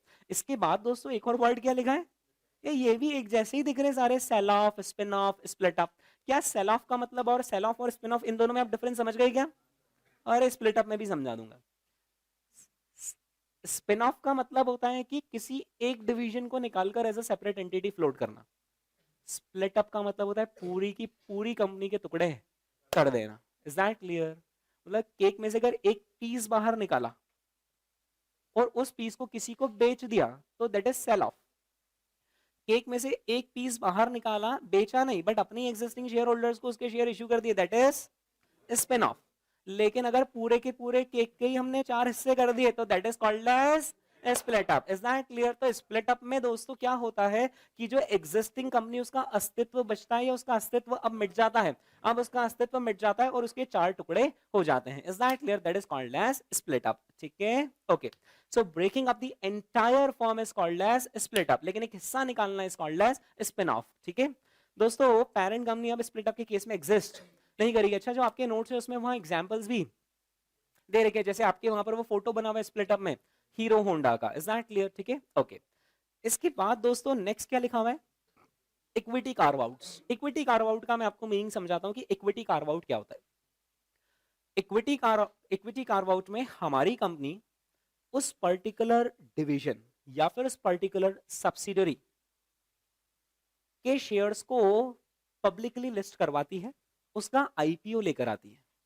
जैसे फॉर एग्जांपल रिलायंस इंडस्ट्रीज के अंडर में ये भी Reliance Jio right now is not a separate company. Reliance Jio में अगर आपको एक्सपोजर लेना है तो आपको रिलायंस इंडस्ट्रीज का शेयर खरीदना पड़ेगा। रिलायंस इंडस्ट्रीज का शेयर खरीदोगे तो रिलायंस इंडस्ट्री की सब्सिडरी है रिलायंस जियो, है ना, ओके। बट मुकेश अंबानी जी आगे जाकर बताइए क्या करने वाले, वो रिलायंस जियो का आईपीओ लेकर आने वाले, उसको वो as a separate entity float करेंगे और मार्केट में लिस्ट करवा देंगे, है ना। At that time it would be called as equity carve out. तो इक्विटी कार्व आउट में हम क्या करते हैं, उसे सेपरेट एंटिटी बनाकर मार्केट में लिस्ट करवाते हैं, उसके कुछ शेयर्स हम पब्लिक को देते हैं, उसके कुछ शेयर्स हम किसको, बाहर पब्लिक को दे देते हैं और उससे पैसा हम रेज कर लेते हैं। Is that clear? ओके। तो आप फर्क समझे स्पिन ऑफ में और इक्विटी कार्व आउट में। स्पिन ऑफ में एक डिवीजन को बाहर किया जाता है पर उसके शेयर ऐसे कोई आईपीओ में नहीं लाए जाते, उसके शेयर एग्जिस्टिंग को ही दिए जाते हैं। Is that clear? That is called as spin off. लेकिन अगर आप उस डिवीजन को मार्केट में लिस्ट करवा रहे हो, उसका आईपीओ लेकर आ रहे हो और दूसरे शेयर होल्डर्स को उसका शेयर खरीदने का मौका दे रहे हैं तो that is called as equity carve out. Is that clear? ऐसे केस में हम एक तरीके से वैल्यू अनलॉकिंग करते हैं, उसे बाजार में हम as a separate entity list करवा रहे हैं और हमारे पास पैसा भी आता है। ठीक है, देखिए दोस्तों क्या लिखा हुआ है, इक्विटी कार्व आउट्स किसके जैसे होते हैं, like spin off, but some shares are sold in the open market. Is that clear? Okay, है ना सर। फिर बेचारे एग्जिस्टिंग शेयर होल्डर्स को तो नुकसान नहीं होगा, क्योंकि एग्जिस्टिंग शेयर होल्डर्स के पास रिलायंस जियो के शेयर नहीं थे, रिलायंस इंडस्ट्रीज के थे। और आज भी रिलायंस इंडस्ट्रीज कोई 100% पब्लिक में नहीं दे देगा। रिलायंस इंडस्ट्रीज क्या करेगा, 75% होल्डिंग तो अपने पास ही रखेगा। रिलायंस जियो की 75% होल्डिंग तो अपने पास ही रखेगा, 25% शेयर्स वो बाजार में बेच देंगे। और वो हमारे तो 25% शेयर गए ना, मतलब तो 25% शेयर गए तो आईपीओ से जो प्रोसीड्स आई वो अल्टीमेटली इधर ही आई, जो आपकी कंपनी को ही मिले जिसके आप शेयर होल्डर थे। और अब अगर आपको रिलायंस जियो के सेपरेटली शेयर चाहिए तो आप वो भी सेपरेटली परचेज कर सकते हैं, क्योंकि वो तो उसका पब्लिक ऑफर लेकर आए, आईपीओ लेकर आए हैं। Is that clear? है ना। तो एक्जिस्टिंग शेयर होल्डर्स का कोई नुकसान नहीं होता है। एक्जिस्टिंग शेयर होल्डर की ही रिलायंस इंडस्ट्रीज है और रिलायंस इंडस्ट्रीज ही आईपीओ लेकर आ रही, तो आईपीओ की प्रोसीड्स भी रिलायंस इंडस्ट्रीज को ही मिलेगी। Is that clear? और अगर आपको उसके शेयर सेपरेटली चाहिए तो आप उसे सेपरेटली परचेज कर सकते हैं। Is that clear? That is called as equity carve out, है ना। इसके बाद दोस्तों दो और टर्मिनोलॉजी जिसका कोई नया मीनिंग नहीं है, जो हमने समझा हुआ है ना उसके ये स्पेसिफिक केसेस हैं, है ना। जैसे क्या लिखा है, sell off a division. So sell off division is same as partial sell off, right. Sell off a division, एक सेपरेट डिवीजन को अगर हम सेल करते हैं तो that is again called as, that is one of the examples of partial sell off. क्योंकि partial sell off में दूसरी चीजें भी आती है, सिर्फ डिवीजन का सेल नहीं आता है। फैक्ट्री सेल कर रहे हो, एसेट सेल कर रहे हो, एक अपनी ज्योग्राफिकल लोकेशन के ऑपरेशंस सेल कर रहे हो, तो they all are called as what, partial sell off. And one of the special cases of partial sell off is sell off a division. ठीक है, फिर इसके बाद दोस्तों एक और क्या लिखा है यार, ये डीमर्जर और division of family manage business. Demerger और division of a family manage business, है ना दोस्तों। यहां पर भी भाई भाई की लड़ाई होती है। ये लोग इतने बड़े लोग रहते हैं, जैसे इतना पैसा भी रहता है ना, तो भी ये ऐसे नहीं रहते, राइट। ये लोग इतना पैसा होने के बावजूद भी लड़ाई करते हैं। तो दोस्तों लेट्स से कि यहाँ पर किसी प्रमोटर ने कंपनी को स्टार्ट किया और लेट्स से जो प्रमोटर के सन है, डॉटर है, अब now they will manage the company. लेकिन आपको भी पता है ज्यादा समय तक इनकी बनेगी नहीं, राइट। तो अल्टीमेटली अब क्या होगा ना कि ये कंपनी अपनी वैल्यू लूज करती जाएगी। जैसे ये फैमिली फाइट बाहर बाजार में आई ना, तो लोग उस कंपनी के शेयर्स खरीदेंगे, भाग जाएंगे, सब भाग जाएंगे भाई। इनके घर घर के झगड़े में हमारी कंपनी का नुकसान हो जाएगा, है ना। The same thing is happening in case of Fortis health care. Fortis health care है, उसके अंदर एक्चुअली ये हो रहा है कि दो भाई की लड़ाई हो रही है और जिसकी वजह से लोग अभी उसके शेयर्स नहीं खरीद रहे हैं। एक्चुअली फिर उस कंपनी को किसी तीसरे पर्सन को बेचा जा रहा है ताकि वो इनके शेयर्स एक्वायर कर ले और वो इस कंपनी को प्रोफेशनली मैनेज करे, राइट। तो दोस्तों फैमिली मैनेज बिजनेस में ना एक बहुत बड़ी प्रॉब्लम रहती है, वहां पर प्रोफेशनल मैनेजमेंट नहीं आ पाता है ना। बड़ी कंपनी है, लाखों करोड़ों की कंपनी है, हो सकता है कि जो आपके बच्चे हों वो उतने टैलेंटेड, उतने काबिल नहीं हो उस कंपनी को संभालने के लिए, लेकिन because they are your son तो अल्टीमेटली शेयर होल्डिंग तो उनके पास ही रहेगी। अब ऐसा बंदा जाकर जिसमें ज्यादा काबिलियत नहीं है, यार पिताजी ने बिजनेस सेट किया है, इन्होंने बिल्कुल जमीन से सेट किया है, तो he knows each and everything, लेकिन हो सकता है कि बच्चा उतना काबिल ना हो, बट क्योंकि अल्टीमेटली ओनर वो है, अब वो जाकर मैनेजमेंट संभालेगा तो कंपनी की वैल्यू का लॉस होगा, राइट।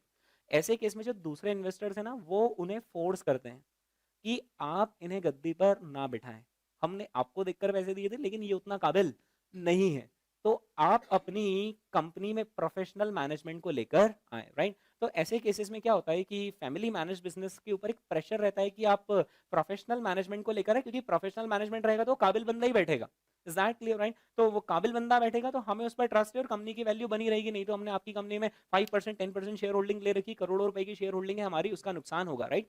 तो फैमिली मैनेज बिजनेसेस ऐसे केस में क्या करेंगे कि वो कुछ डाइवेस्टिचर करेंगे, अपनी फर्म को वो स्प्लिट अप करेंगे, जैसे दो भाई है तो उनमें वो उसे डिवाइड करेंगे, तो that is again one of the reasons for divestiture, right, demerger और division of a family manage business, right. क्यों होता है ये? To resolve family issues. आपको पता ही होगा अंबानी के केस में ऐसा हुआ ही था, मुकेश अंबानी और अनिल अंबानी, तो उन दोनों का भी बेसिकली क्या हुआ था, डीमर्जर डाइवेस्टिचर ही हुआ था कि दोनों भाइयों ने कुछ कंपनीज मुकेश भाई ने रख ली और कुछ कंपनीज अनिल भाई ने रख ली, राइट।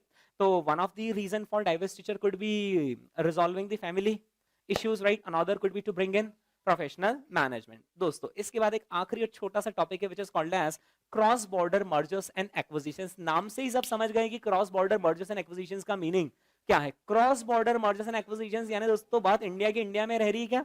नहीं, राइट। एक इंडियन कंपनी अमेरिकन कंपनी को अक्वायर करी, अमेरिकन कंपनी जापानीज को अक्वायर कर रही, जापानीज चाइनीज को अक्वायर कर रहा है, this are called as cross border mergers and acquisitions. दोस्तों आज की तारीख में cross border mergers and acquisitions काफी ज्यादा हो रहे हैं और उसके कुछ रैशनल हैं, उसके कुछ रीजंस हैं, राइट। वो शायद रीजंस मुझे नहीं लगता मुझे आपको समझाना पड़ेगा कि cross border mergers and acquisitions क्यों हो रहे हैं। आप जानते हैं कि आज की तारीख में जो ट्रेड है वो लोकलाइज नहीं बल्कि वो ग्लोबलाइज है, राइट। तो अगर इन्फोसिस है तो इन्फोसिस का जो मेजर रेवेन्यू वो इंडिया से नहीं आता, इन्फोसिस का मेजर रेवेन्यू तो अमेरिका से आता है, तो ऑब्वियसली इन्फोसिस को एंगेज होना पड़ेगा in cross border mergers and acquisitions, उसे कुछ अमेरिका की कंपनीज एक्वायर करनी पड़ेगी। So this are various rationales behind cross border mergers and acquisitions. क्या लिखें दोस्तों रैशनले? ग्लोबलाइजेशन लिखा है क्या? हाँ, okay. And one of the rational is integration of global economies. आज की तारीख में हर इकोनॉमी एक दूसरे से कनेक्टेड है, राइट। तो हर इकोनॉमी क्या चाहती है कि एक दूसरी इकोनॉमी में हम एक्सपोजर लेकर रखें, राइट। फिर इसके बाद तीसरा आपको पता है ना कि जैसे आप दूसरी इकोनॉमीज में एक्सपोजर लेते हो तो ऑटोमेटिकली आपके जो रिलेशंस रहते हैं वो भी हार्मोनाइज हो जाते हैं। ये आपने पता सीए इंटर अगर पास किया है तो इकोनॉमिक्स में एक चैप्टर है इंटरनेशनल ट्रेड, उसके अंदर one of the reasons for international trade, one of the benefits of international trade is it leads to harmonised relationship between the two countries, right. जैसे फॉर एग्जांपल इंडिया और China है ना, काफी लंबा trade होता है, तो अभी थोड़े समय पहले सियाचिन की बॉर्डर पे ऐसा कुछ हुआ था इशू, लेकिन वो बड़ा इशू नहीं बना था बिकॉज चाइना को भी पता है कि अगर हमने कुछ भी पंगा किया ये इंडियन लोग सड़क पर उतरकर बोलेंगे बॉयकॉट चाइनीज प्रोडक्ट बॉयकॉट, और उससे हमारी बैंड बच जाएगी, तो इसलिए उन्होंने भी ज्यादा कुछ नहीं किया, right. So one of the reason is कि ताकि cross border mergers and acquisitions की हमारी इकोनॉमीज इंटीग्रेट हो जाए जिससे कि दोनों को एक दूसरे के सिनर्जेटिक बेनिफिट्स मिले, राइट। और फिर expansion of trade and investment, और फिर इसके बाद to grab investment opportunities and tax incentives offered by foreign countries. काफी सारी ऐसी फॉरेन कंट्रीज होती है ना जो कि फॉरेन इन्वेस्टमेंट्स को इनवाइट करती है और वो इनवाइट करते वक्त वो उन्हें टैक्स बेनिफिट्स देती, तो हमारी कंपनी सिंपल क्या करेगी, यार ये इंडिया में तो बहुत ज्यादा टैक्स लग रहा है, सरकार 30-35% टैक्स ले रही, सिंपल क्या करो अपनी सब्सिडरी जाकर कहीं पर ऐसी जगह पर सेटअप करो जहां पर हमें टैक्सेशन में बेनिफिट्स हो, और ये this will lead to cross border mergers and acquisitions. इसी के साथ दोस्तों हमारी मर्जर्स एंड एक्विजिशंस की थ्योरी कंप्लीट होती है। ओके